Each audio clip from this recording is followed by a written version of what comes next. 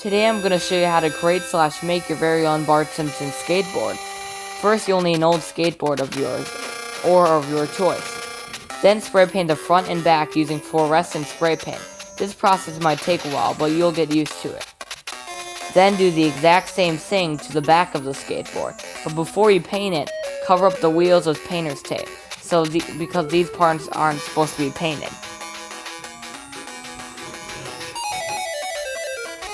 Then after the paint dries, form a bunch of painter's tape around the front of the skateboard, but leave an open crack / line down the middle, because that's where the red paint's gonna go. And for the red paint, I use 2X Ultra Cover.